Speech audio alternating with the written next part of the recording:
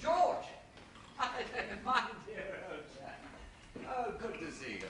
I say I'm not late, am I? What in the world, Wimsey, makes you want to belong to this morgue? Morgue? Oh, I wouldn't call it that. Funeral parlour, to say the very least. And look at the marble, look at the furnishings. Look at the palm.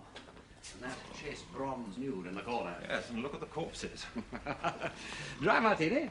Thank you, yes. Evening, Fred. Two dry martinis, please. Look at that one. He's been snoring away like a hippopotamus ever since I arrived. Well, Ormsby? Oh, bless him. You know, I don't believe I've seen him awake for 6 months. A particularly relaxing chair, that one, George. You ought to try it sometime. I come here once a year on Armistice Day for Colonel Marchbank's dinner party, and that's quite enough. Besides, I haven't the money to belong to a place like this. Well, your grandfather belongs. That's different. My revered grandpa hasn't anyone else to go to. Ah, the Bellona Club. It's company to him. Warmth and conversation. He dodders in here at 10 every day, collects the Morning Post in the armchair nearest the fire, and becomes a part of the furniture till the evening. But I'm a married man, as you know, Peter. Comic figure, the married man kept by his wife. We all have to be kept by somebody, you know. Better one's wife than a person of low character. Anyway, I wouldn't want to belong to a morgue like this. Look at it. Corpses everywhere. Do you know what it reminds me of? That old joke in Punch. Waiter, take away Lord What's-his-name. He's been dead 2 days. Huh? Everyone dead, and nobody notices. I'm talking too much, am I? Too much and too loud. I don't know why I come to this damn dinner. All this Remembrance Day business gets on your nerves, don't it? My belief that most people would be only too pleased to chuck all these community hysterics if only the beastly newspapers didn't run it for all it's worth. However, it don't do to say so. They'd hoof me out. Bang her. I don't want to be reminded of the war. I wish it had done for me. Nerves all to pieces, inside sewn together. No job, no money. Might as well have finished me off properly. I think perhaps Sheila would have missed you. Money. I never thought of money before the war. I swear nowadays I'd commit any damn crime to get hold of a decent income. Oh, I shouldn't. I'm so sorry. I shouldn't say that. Most people are so incompetent that even a comparative imbecile like myself can play the giddy sleuth. You detect your friends? I detect anybody. So if you're thinking of putting on a false beard and murdering a millionaire, don't do it. That disgusting habit you have of smoking your cigarettes down to the last millimeter will betray you anywhere. I wonder anyone cares to know you. Evening, Pemberthy. Will you join us? Thank you, Wimsey. Whiskey, I think, please. Whiskey, please, Fred. And 2 more martinis. I'm so sorry. Do you know George Fenterman? Fenterman? Any relation Grandson. Indeed. George was with us at Hill 60 when young Julian Marchbanks was killed. His father, the Colonel, gives a dinner here every year on Armistice night for Julian's friends. Those of us, that is, who... Survived, I think is the word. Dr. Pemberthy is practically the club doctor. More than half the membership seem to be his patients. I know your grandfather very well. In fact, I think you could say that I've been... Keeping him alive, yes, I know. Since there's a small sum to inherit, you mustn't expect me to be grateful. Here is the Colonel. Evening, Peter, George, Pemberthy. No one else arrived yet? Well, the old generation has no idea about punctuality. Whiskey, please, Fred. I've just been upstairs having a yarn with one of your patients, Pemberthy, old Granger. Seems to be in a bad sort of way. He last the winter? Miraculous. You're a miracle worker, Pemberthy. Look at your grandfather, George. Must be 90 feet a day, and Pemberthy keeps him going. Well, down the hatch. Cheers. We're all grateful. I think I'll go and have a word with the old boy. Please excuse me, no hurry. I had no idea that your grandfather, that the General, was coming into the club today. Oh, he's here every day. The last Trump will find him in that armchair. Do you know what they used to call him? Old Mossy Face. When he talks about the war, he means the Crimea. Excuse me. I'll come with you. I'm afraid something rather unpleasant has happened.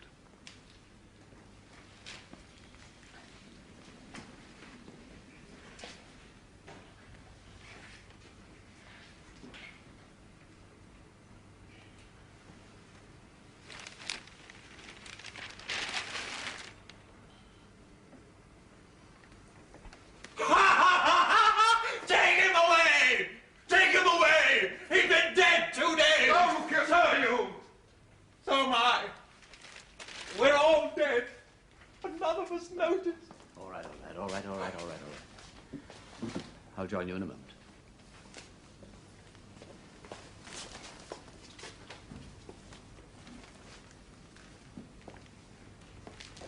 Poor devil. Yes. Known for his imagination as George. Unhappy quality. Well, Doctor? He's been dead some time. Rigor mortis is well established. It's just beginning to pass off. I thought something like this might happen. His heart was very weak. He could have died at any moment. Does anybody remember speaking to him today? Well, I saw him after lunch. Usual damn place, taking up the fire. I didn't speak, thought he was asleep. Well, someone better tell his people, I suppose. Oh, Captain Fenterman knows, of course. There's the other grandson. Robert? Oh, he's staying at the club. Bound to be in later. I'll have a word with him.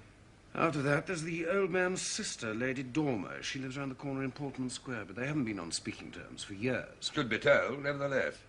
I'll see to it. You can't use the telephone by the library. The damn thing's out of order. I wanted to use it this morning. A great notice up. Disgraceful. I mean, if one can't expect to use a telephone when one...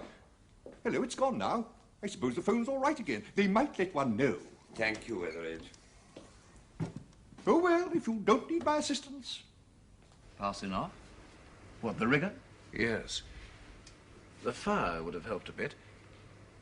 Say, 5 hours for him to stiffen up, and then he probably came in at his usual time, sat down, and died straight away. Say, 9 hours altogether. Anyway, the time of death is unimportant. He obviously died in his sleep. I'd better get him moved, I imagine. One of the upstairs bedrooms will do. I'll arrange for somebody to lay him out as soon as the rigor's passed away completely.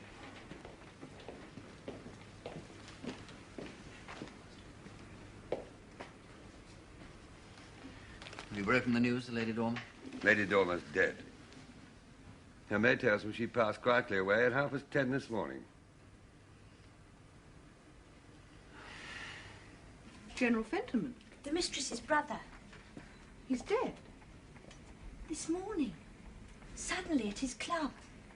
They just telephoned to say. I'm sorry. He didn't look well. Not in himself. No, he didn't. Poorly. Distinctly poorly. Well, thank you, Mason.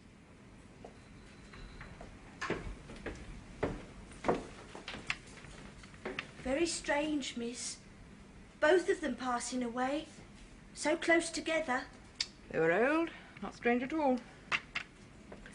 You tell Mrs. Mitchell I have my dinner up here on a tray.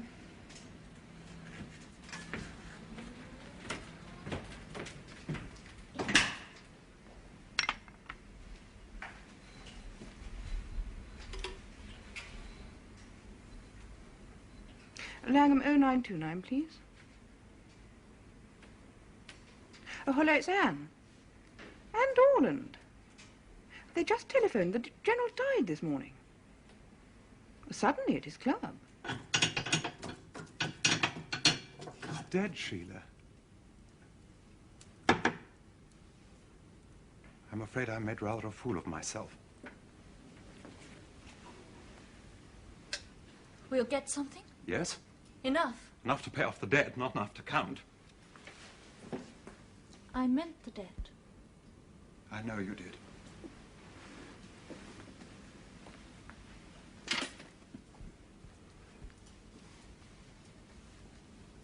I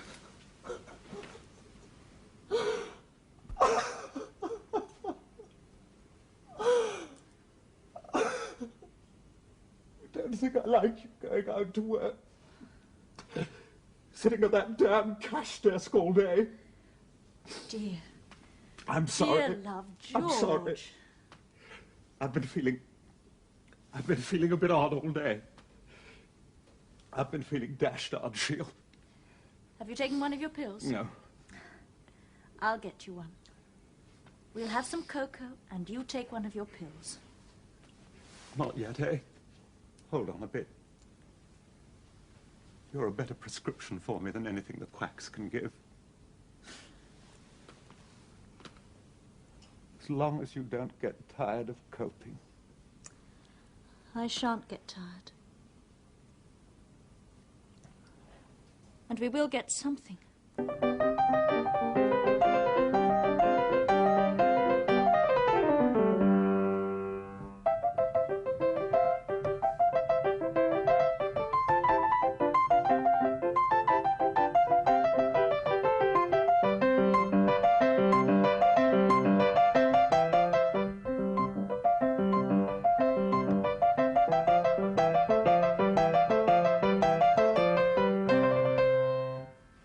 Mr. Murbles, my lord. Yeah! I'm not disturbing you, I trust, Lord Peter. Oh, no, delighted to see you. Want a glass for Mr. Murbles? You'll take a glass of sherry? Well, It's a Manzanilla from San Lucar de Maramida. Always tastes much better in company. Discerning company, that is. I should enjoy a glass of sherry. Splendid, splendid. Sit down, sit down, sit Thank down. you. You know, I once knew a Johnny who requested dry Madeira before luncheon. He wasn't asked again. 8 months later, he committed suicide.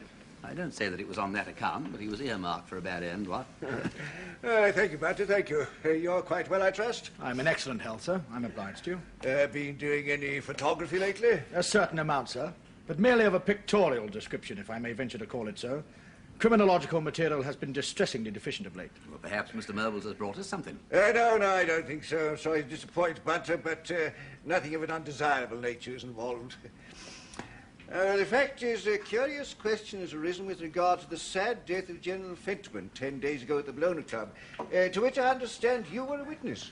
If you understand that, you understand more than I do. No, thank you. I didn't witness his death. I witnessed the discovery of his death, which is a very different thing by a long chalk. How long a chalk, one wonders. That's one indeed. Well, perhaps you'd better tell me a little more about your curious question. How much do you know of the late General Fentman's family affairs? Oh, very little.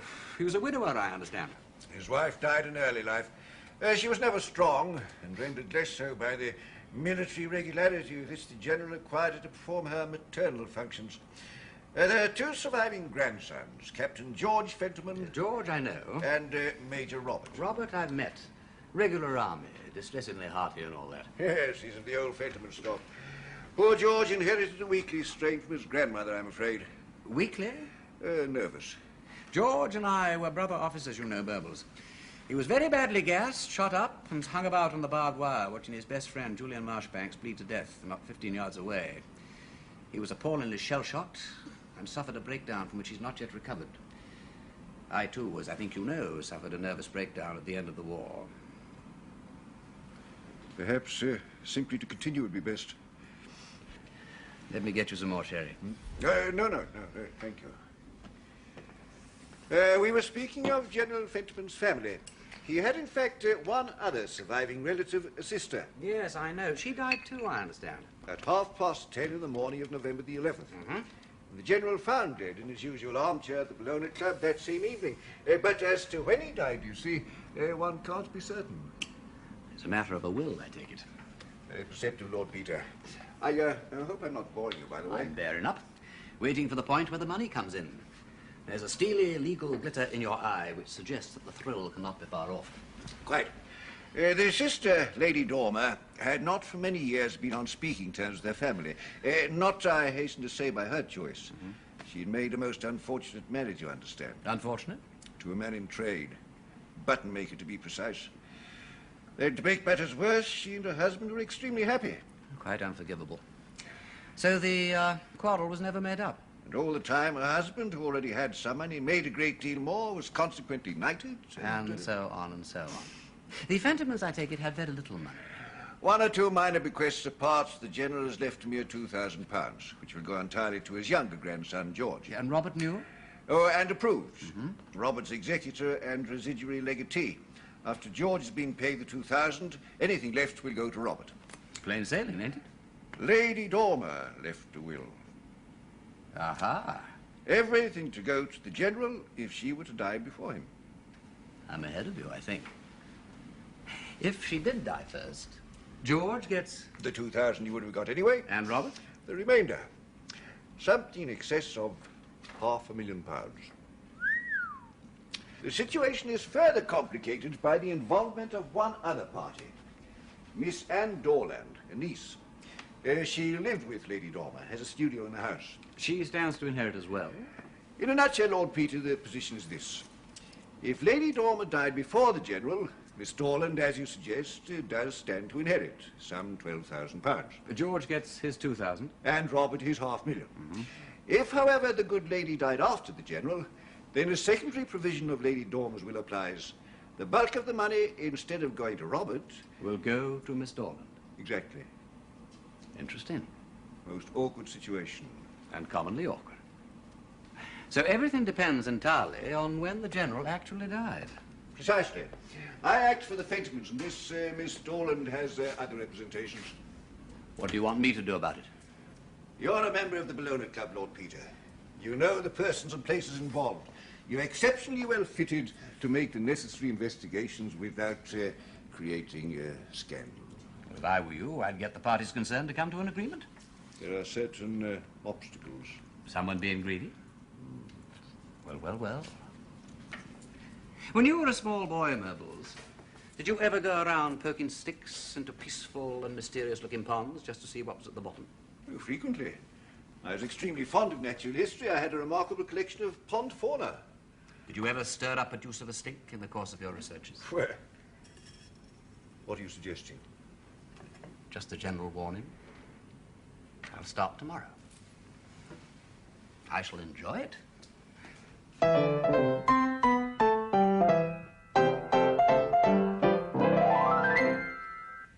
He's a rogue. They're all rogues, regular army. You can't trust soldiers. They're paid to kill people. No wonder they lie. I'm not going to compromise. Why should I? The money belongs to me. I don't see why I should give away more than £600,000 simply because... All right.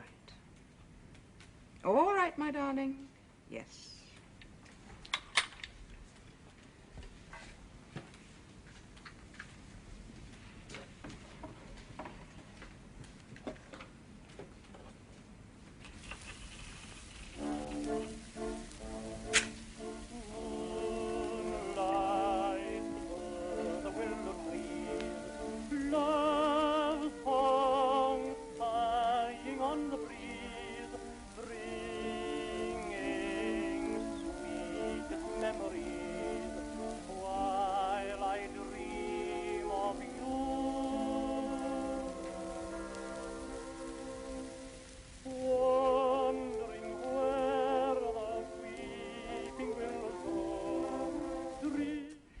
Quite sure this suit's all right, Bunter. You know, I hate new clothes. I want to look approachable, but on no account loud. Approachable? I can't help wondering if the stripe of invisible green wouldn't have looked better if it had been a remote purple. No, my lord. Purple would not be an improvement. Interesting, yes. But if I may so express myself, decidedly less affable. Well, I'm sure you're right, Bunter. You always are. Anyway, it would have been a bore to get it changed now. Thank you. And I'll take the cane with the foot rule marked on it. I'll go on ahead, and I would like you to follow with the thingamajig in about an hour's time. I'll have a word with the secretary. I'm perfectly sure it'll be all right. Where is my lens, Bunter? Here, my lord. Oh, thank you. And the fingerprint powder is in your lordship's right-hand jacket pocket. And speaking of matters sartorial, you know, you haven't got quite the air of devil-may-care seediness that marks the giants of Fleet Street. My lord? Stick some of your slides into one pocket and a few odd lenses and doodahs into the other. If you're to take photographs without arousing suspicion, you must be a reporter. Something from one of the illustrated magazines. I do understand, my lord. I am prepared for it. No, but you're not, old lad. Do you mind ruffling your manly locks a bit and spilling some cigarette ash down the lapel? Ash? Yes, right down the lapel. Then egg on the waistcoat and dandruff on the collar. Use desiccated coconut. The members of the Bellona Club are advanced in years. They will see what they expect to see. They will expect to see dandruff. Very good, my lord.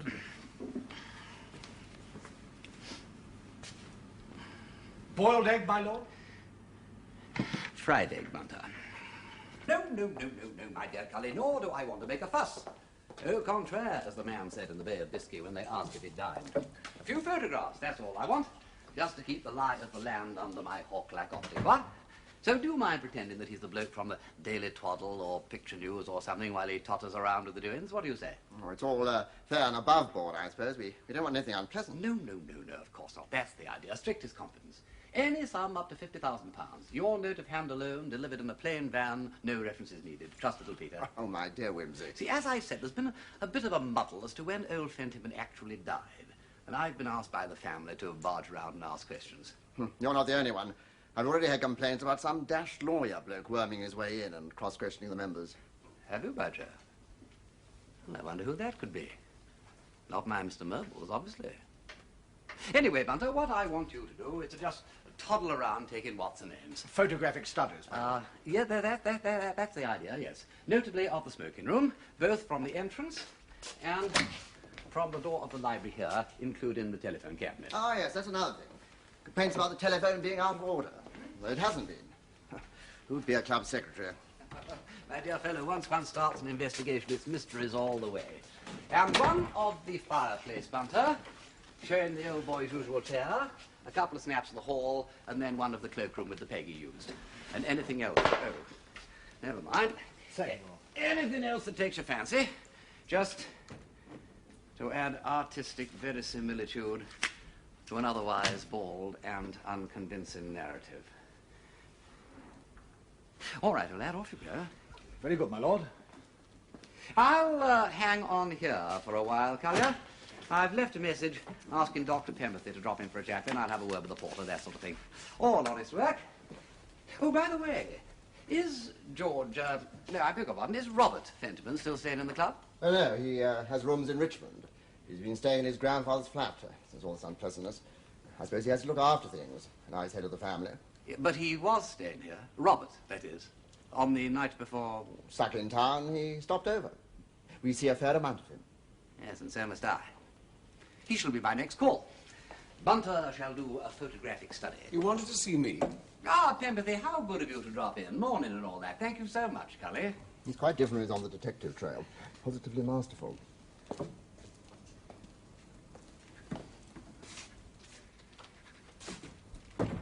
You're after the time of death, I imagine.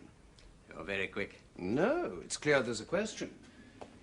I had a lawyer fellow round the other day asking questions, acting for the niece. And Dolan? Tried to pin me down. Did he succeed? No, of course not. He seemed to think that you can say to a minute when a man dies simply by looking at his back teeth. Still, you can get a general idea. For instance, I've seen a good few corpses, even in my short life. And do you know what I would have said? I imagine you'll tell me. Well, I would have said the old boy had been dead for at least 24 hours. Well, you know that he couldn't have been. But you said yourself rigor mortis was well established, and it usually lasts for 24 hours. It can do. Sometimes it passes off quickly. Quick come, quick go, as a rule. Besides, there was a good fire. Nevertheless, I agree with you that in the absence of any other evidence, I should have put the death at rather earlier than 10 o'clock. Remind me about the other evidence. You're not a very good detective, Wimsey. Everybody knows that the General is to arrive here every morning at 10 o'clock. Yes. You knew the old boy's constitution pretty well, I take it. He was my patient. He was very frail. The heart begins to wear out a bit when you're over 90. He could have died at any moment, and he'd had a bit of a shock, do you see? Shock? After seeing his sister the afternoon before. They must have told you about that, since you seem to know so much about it. No, nobody told me about that. She was ill, dying, asked to see him. They hadn't spoken to each other for 50 years. He came round to Harley Street afterwards and saw me. Go on. He was excited. His arteries were strained, his pulse erratic. I told him to go to bed and keep quiet. But he came here the next morning. Too soon, I agree. I suppose you're perfectly satisfied about all this? I shouldn't have given a certificate if I hadn't been satisfied. His heart gave out. Nothing about the body struck you as being odd? What sort of thing? You know what I mean as well as I do. You mean the leg? I mean the leg. That fellow's got egg on his waistcoat. And dandruff on his collar. He's a journalist, doing a photographic feature. The whole country is going to the bloody bow-wows. I wonder if anybody else noticed the leg. I doubt it. I did. But then I make that sort of thing a hobby of mine. However, not knowing quite what it meant at the time, and seeing that you didn't want to draw attention to it, I didn't put myself forward. I wanted to think it over. It seemed to suggest something rather... Unpleasant? If you knew how many times I'd heard that in the last few days. Once rigor mortis sets in, it stays in. Then when it starts to pass off, it usually begins with the face and jaw, and not suddenly in one D-joint. The General's face and jaw were as rigid as wood, but his right leg swung loose from the knee. It's extremely puzzling. I can't explain it. If it had been loosened by somebody after rigor mortis had set in, it would have remained loose. It wouldn't have stiffened up again. What somebody? Oh, that's rather the point, isn't it? I mean, one can't imagine one of the waiters finding the old boy as stiff as a poker in the best armchair, giving him a couple of knee jerks and just leaving him there. One can't imagine anybody unless... Yes? Well, unless somebody who knew him, who knew of him, perhaps, finding the body and then attempting to make the corpse more seemly, to help in some way. And then when they made matters worse, losing their heads. A very lucid speculation. So, just let sleeping dogs lie, eh? Do you know, I find that I hardly ever do that. By the way, you said at the time that rigor mortis was just passing off when we found the body. Was that camouflage, or does it still hold good? The rigor was just beginning to pass off in the face and jaw, as a matter of fact. It had passed away completely by midnight. Oh, thank you. That's another fact. I like facts, and there are remarkably few of them in this case. Shall we wander? If you would care to remain where you are, sir, without moving, a human element in the foreground of the composition lends interest, sir, to a photographic study. Without movement of any kind, please, sir.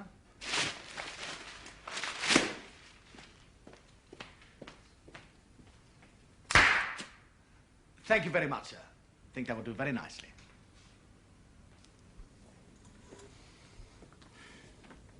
Is that the General's walking stick? Yes, my lord. May I see it? Allow me. Careful, you see, Woodward, not to touch the handle. We criminologists have our own little ways. Yes, I shall require a photograph of the walking stick, please, Bunter. Of course, my lord. Now, which were the shoes General Fenton was wearing on the day of his death? These, my lord. Have they been cleaned since? Not to say clean, my lord. I just wiped them over with a duster. They weren't very dirty, and somehow I hadn't the heart. Oh, well, that's very fortunate. Fortunate, my lord. Fortunate. Aha.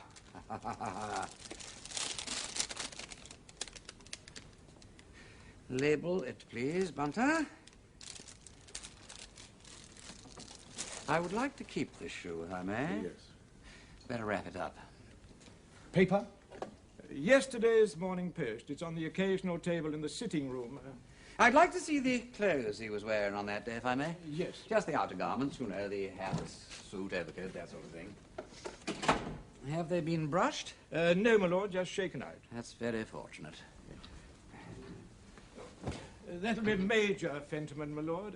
Yeah, well, never mind. My man will see to him. Pray continue with the clothes. Yes. Who the devil are you? Just wrapping this shoe, sir. It is yesterday's paper. You see, we may get a clue from the dust on the clothing. I mean, suppose we found sawdust, then we would know that our man had been visiting a carpenter, dead leaf, a garden. Whereas a cobweb might indicate a wine cellar, or even... Hello? You don't happen to remember noticing that small tear? No, my lord. Could have caught it on a nail, so it's comparatively fresh. One would suppose so, my lord. One would, and one does. Has anything been removed from these clothes? No, my lord. The pockets, I take it, have been emptied. Yes. Nothing unusual in them? Robert Frentinman, I think. We have met, Wimsey, Peter Wimsey. I'm a friend of your brother's. I won't keep you one moment. Unusual, Woodward. Well, you're a cool customer. Nothing but what the General always took out with him, my lord. Handkerchief keys, money, cigar keys. Fountain pen? No, my lord, the General did very little writing. His hand wasn't very steady. I was accustomed to write any necessary letters to tradespeople and so on. Any other letters he'd write at his club. Just one final question. I'm so sorry. You're absolutely right. Infernally cool of me just barging in here, cross-questioning your man. Oh, carry on, please. Thank you so much. Now, I would like to know exactly when the General left here the morning he died. It's not absolutely clear, you see, when he arrived at the club. And if... Yes? Well, that's a snag, you see. He didn't leave. I'm not sure that I follow you. We don't know what time he left to go to the club because he didn't spend the night at home. The night before he died, he wasn't here at all. Go on, Woodward. Well, my lord, they telephoned that day from Lady Dormer's. At 3 in the afternoon it was. They telephoned to say her ladyship was very ill, and would General Fentiman please go at once, if he wanted to see her alive. 3 o'clock? Well, he'd have been at the club. Exactly, my lord. And I didn't like to telephone because the General was a little hard of hearing, and he never responded well to machinery. So I went to the club myself. I gave him the message very careful-like, breaking it to him gently, as you might say, to avoid excitement. And what he said... He gave it consideration. He said... Very well, Woodward. I will go.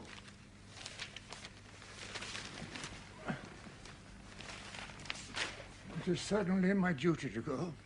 I'll get your coat, sir, and call a taxi. Yes. And you can come with me, Woodward. I don't quite know how long I shall stay there. We'll see that I get home quite safely.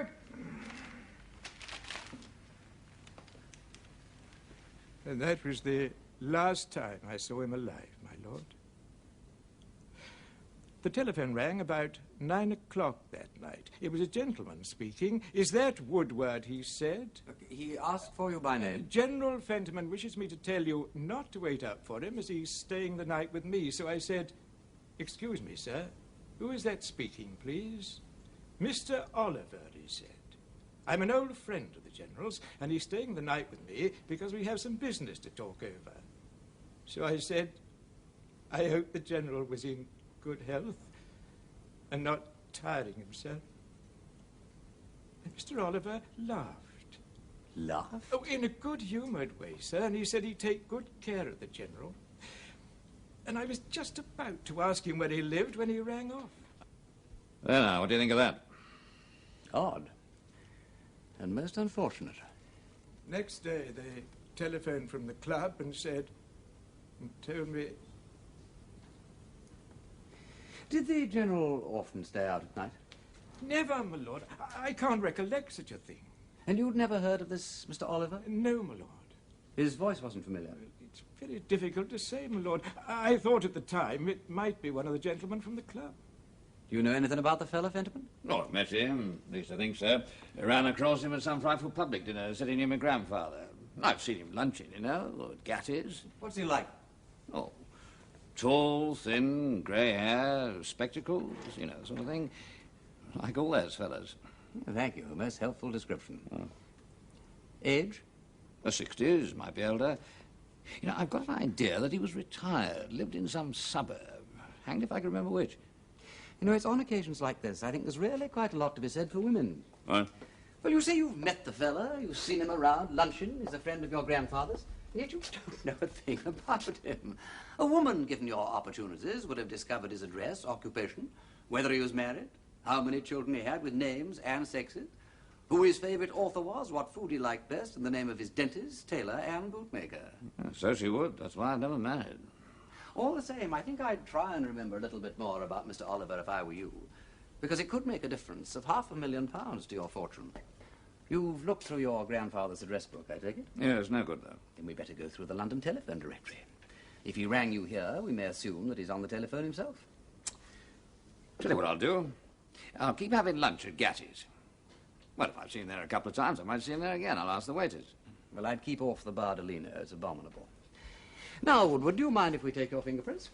fingerprints, my lord. Good God, you're not trying to fasten anything on Woodward. Look, I am not trying to fasten anything on anybody.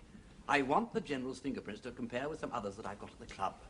There's a very excellent set on his walking stick, and I want to make sure that they are the General's and not Woodward's. Or even yours, for that matter. So perhaps you wouldn't mind, Huh? Oh, very well. Quite a Scotland Yard touch. How do you do it? I don't do it. Bunter does it. Woodward, you are perfectly certain that you've removed nothing from those clothes apart from what you took out of the pocket? Positive, my lord. How very odd. I'm not sure it isn't the oddest thing about this case. Odder even than Mr. Oliver. Oh, what's odd about it? Oh, just a little thing struck me. I expected to find something amongst those clothes which ain't there, that's all.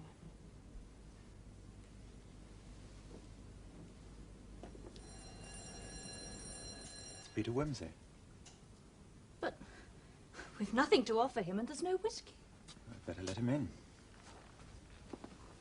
George, why has he come? We'd better find out, hadn't we?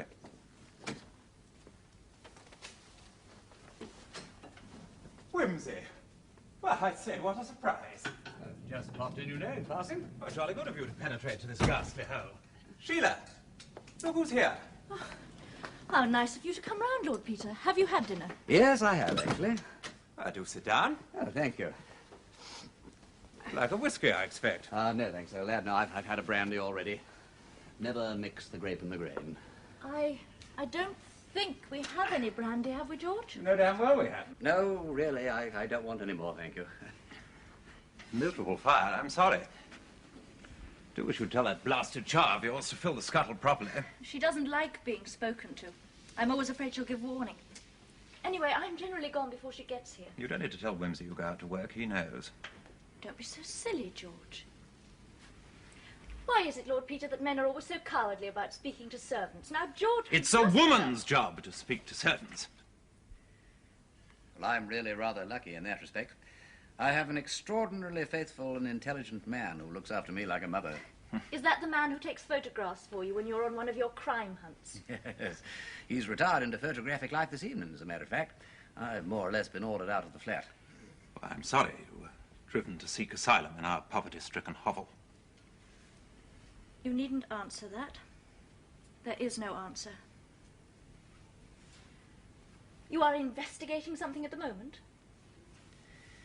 I have been asked to look into this business of your grandfather's death. Look into it. That's why I'm here. You make it sound as if...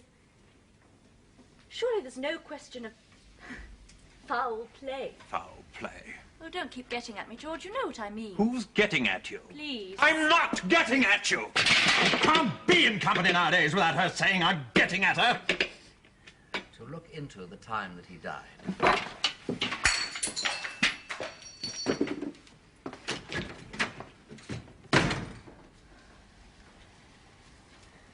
Having one of his bad fits? Yes. Look, I'm sorry. Look, I didn't really mean fits. Well, they are fits. Rages. It's a form of epilepsy, they think. Do they give him anything for it? Pills, but he doesn't always take them. The old man's death. Is that bothering him? The money. Ah. Well, there's not much money, I'm afraid. Not for him. £2,000. I know it must seem a lot. We've been desperate. When the old man died, we thought we'd get something, but they won't pay out until things are settled. Debts? Much? 3 years ago, it didn't look as if George would ever be able to hold down a job again. I borrowed £350 to set up a tea shop in Kensington. How much do you owe now? 1,500. We had to pay 60% interest on the money, you see, and we got behind. I think the tea shop would have failed anyway, even without having to pay the interest. Well, give me the name and address of the people concerned. They won't bother you anymore.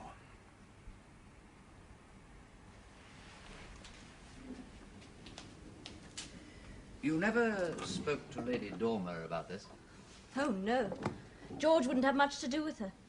She was so rich, you see. He didn't want her to think that he was just after her money. And then he didn't like that niece of hers, the companion. Anne Dorland? Why not? She's one of those ugly, modern Chelsea women, he says. Hardly seems enough. She paints things. Green prostitutes, he says, with no clothes on. I'm not allowed to know her.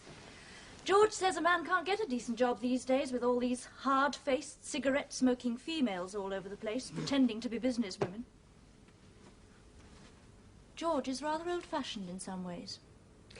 George is a fool, but a sick fool. Don't worry too much.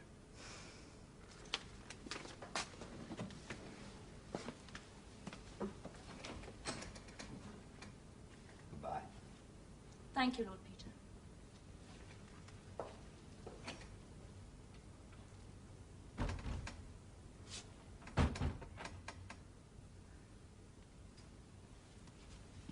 As I said before, I strongly advise your clients to settle. Yeah, but she won't settle.